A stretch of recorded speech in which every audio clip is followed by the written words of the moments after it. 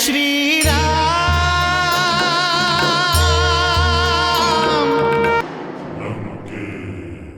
यदि देवता हमार वध के उपाय ढूंढ रहल बाड़े तो हम देवता लोक पर भी आक्रमण करब।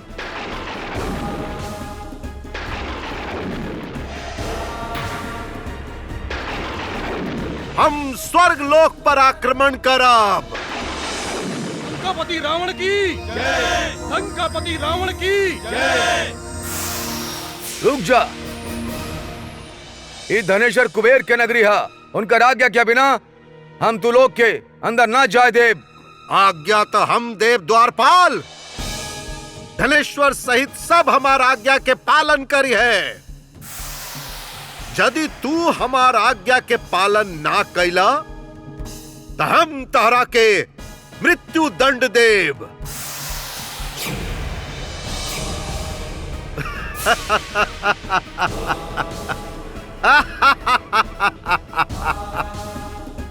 लंकापति रावण की जय। लंकापति रावण की जय।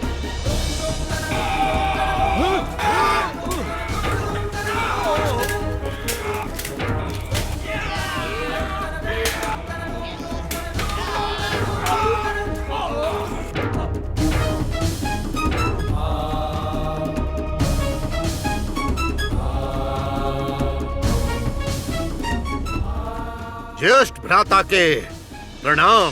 तो तू अपन कुकर्म त्यागे खातिर तैयार नहीं खा रावण।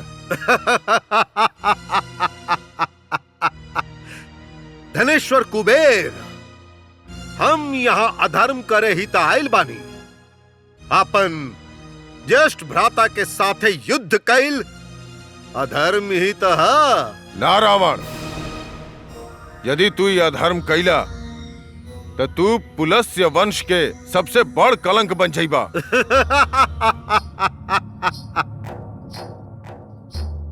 के बनाई हमरा के कलंक? ज्येष्ठ भ्राता, ये बलवान सबके सृष्टि है, और जे बलवान नहीं खे ओकरा बलवान सबके अधीन रहे पड़ेला। हमनी दोनों में से के कर अधीन रही ई त युद्ध से ही प्रमाणित होखी। धर्म कभी अधर्म के अधीन ना रहेला रावण, और अधर्म कभी धर्म पे विजय प्राप्त ना कर सकेला।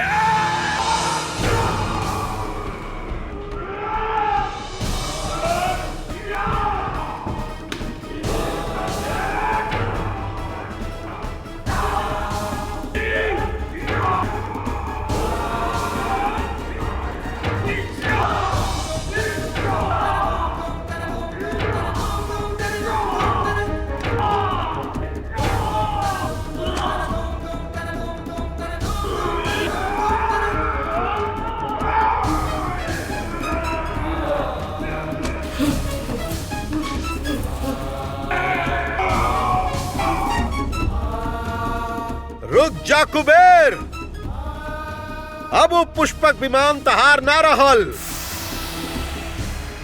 हमार भाईल। यदि तू पुष्पक विमान पर बैठबा तो अपन मृत्यु के कारण तू स्वयं बनबा।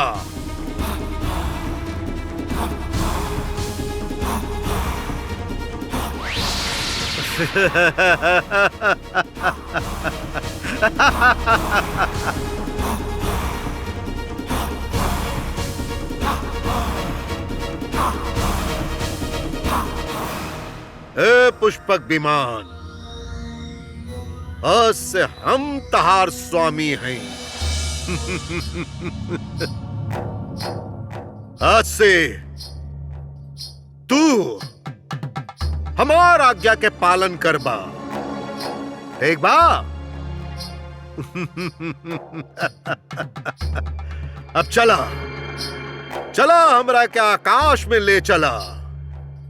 हमरा आकाश के भ्रमण करे के बा।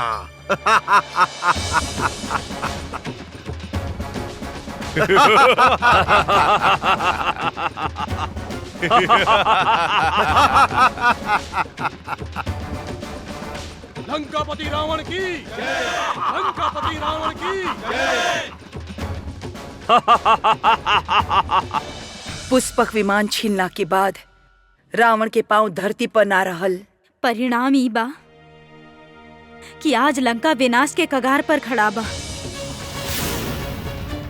उस सीता जैसन महान पतिव्रता स्त्री के हरण करके स्वयं संकट के निमंत्रण देले बाड़े।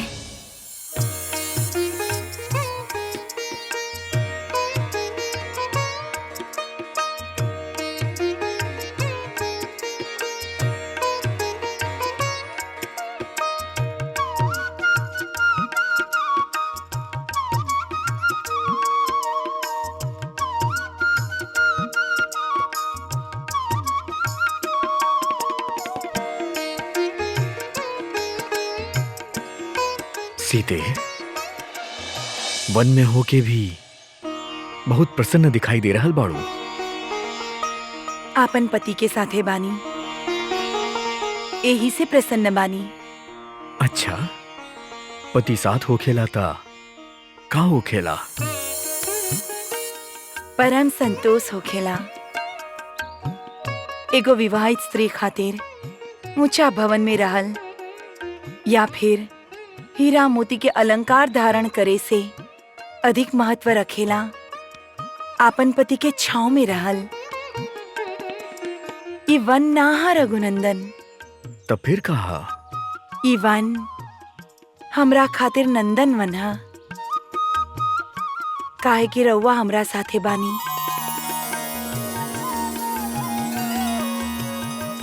रउआ साथे जब हमें नंदन वन में विहार करेला तब हमरा ऐसन प्रतीत होखेला कि ईश्वर हमरा ऊपर अधिक प्रसन्न बाड़े।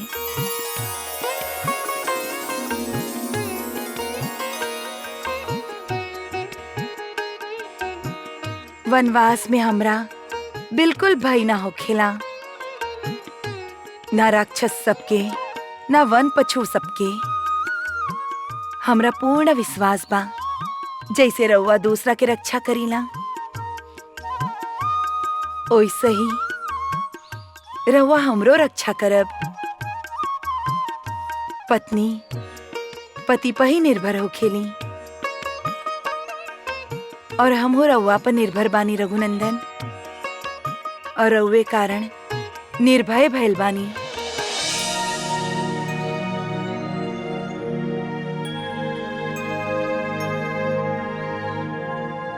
ऐसन प्रतीत हो रहल बा कि ईश्वर हमरा पे क्रोधित भइल बाड़े।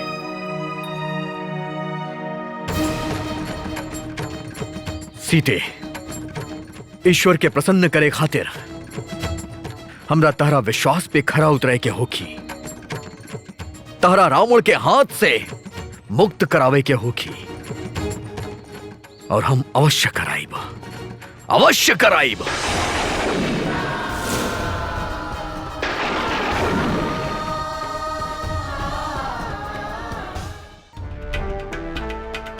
दुष्ट रावण मैया के लेके कहाँ गई होखी? यहाँ तो दूर दूर तक कुछ भी दिखाई नहीं दे रहल, और कहाँ ढूंढी हम?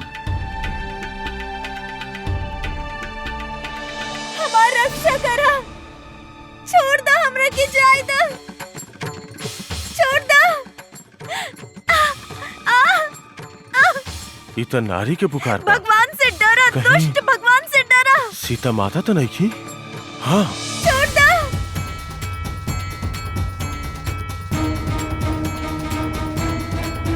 छोड़ दो।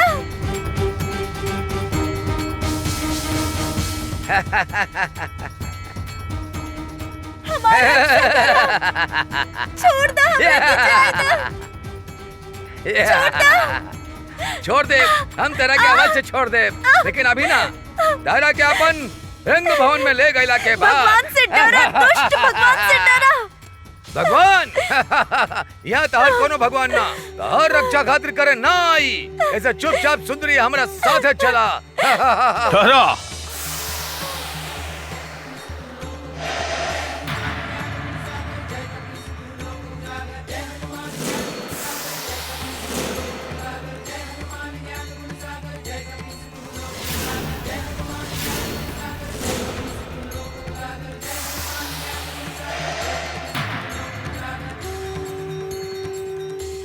दुष्ट से रक्षा खातिर भगवान ना उनकर दूत आवेले मूर्ख।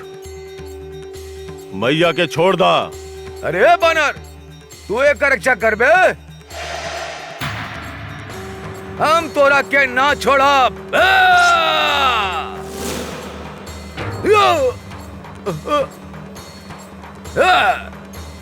जय श्री राम।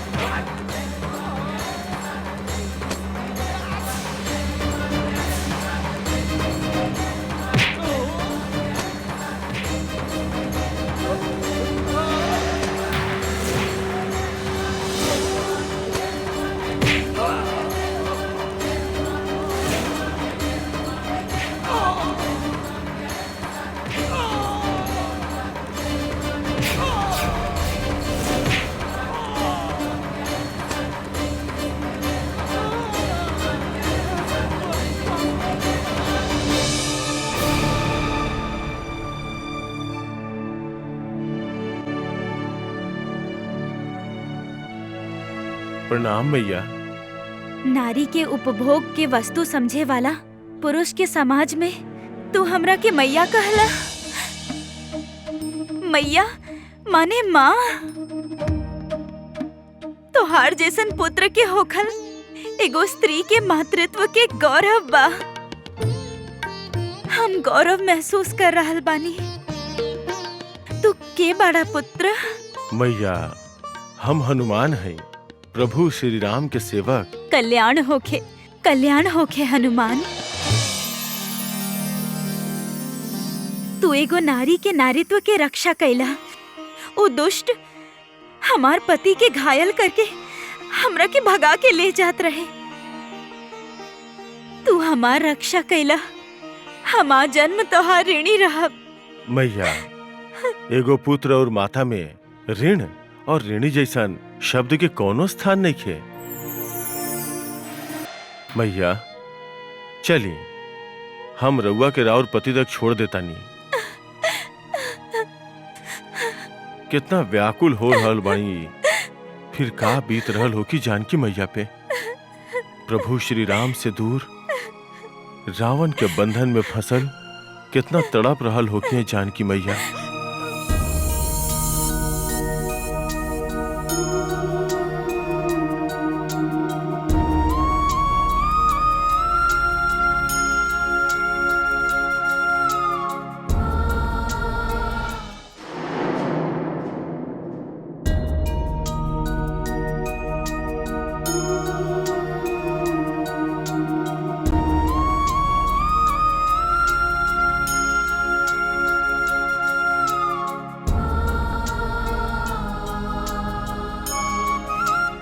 का भइल पुत्री? प्रभु श्री राम के याद आ गइल का? अब याद आवे से का होखी? राम 400 कोस के सागर लांग के आवे से रहल। पूरा जीवन याद से गुजारे से तो अच्छा बा दशानन से विवाह करला। का बात याद आइल रघुनंदन के? हमनी के भी तो बतावा। ई कोनो याद ना माता त्रिजटा। ई तो विश्व की संपूर्ण स्त्री के गौरव है। विवाह के बाद तब हम रघुनंदन के साथ अयोध्या आयल रही।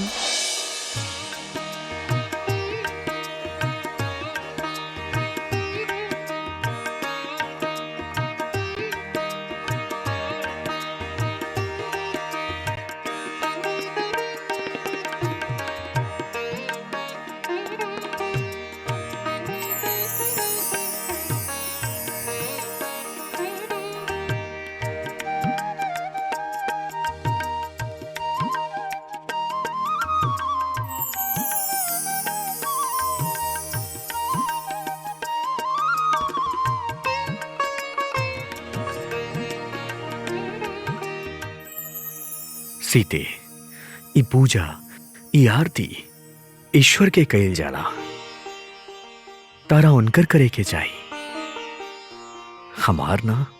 रवे हमार प्रभु, हमार ईश्वर हैं। हम अपन ईश्वर की ही पूजा कर रहल बानी।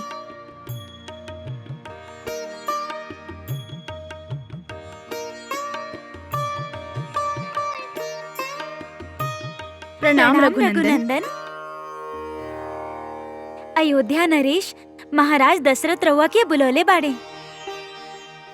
सीते, पिताश्री बुलैले हवे, हम अभी आवतानी।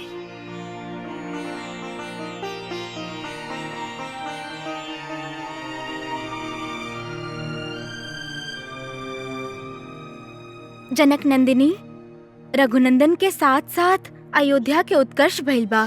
ताड़का, सुबाहु आदि राक्षस के वध, देवी अहिल्या के उद्धार, शिव धनुष के भंग भइल।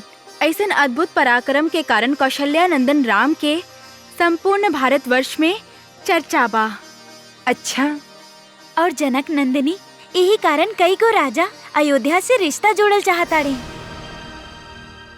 रघुनंदन राम खातिर कई गो राजकुमारी के रिश्ता आ गइल बा।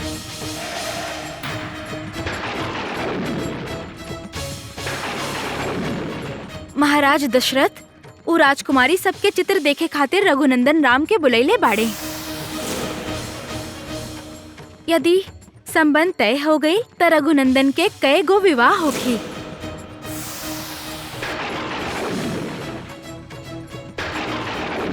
प्रणाम।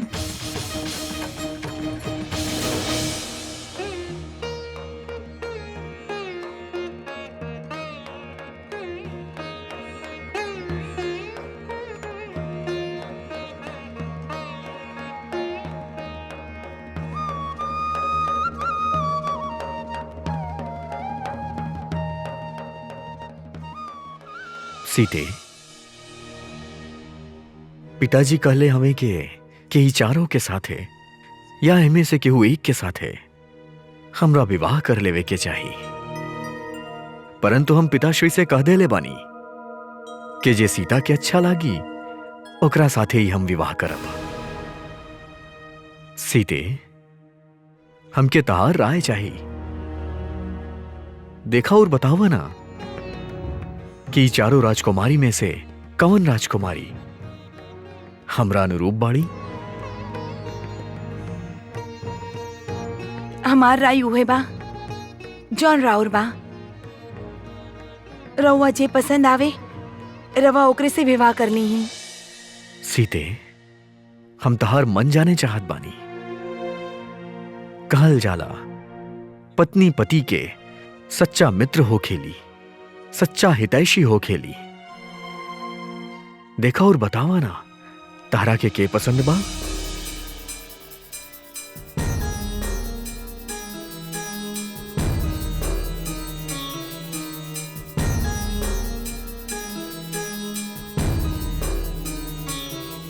ये अच्छा नहीं खे।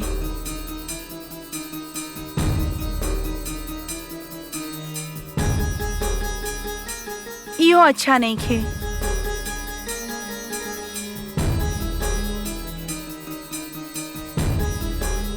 ये हमरा अच्छा ना लागल।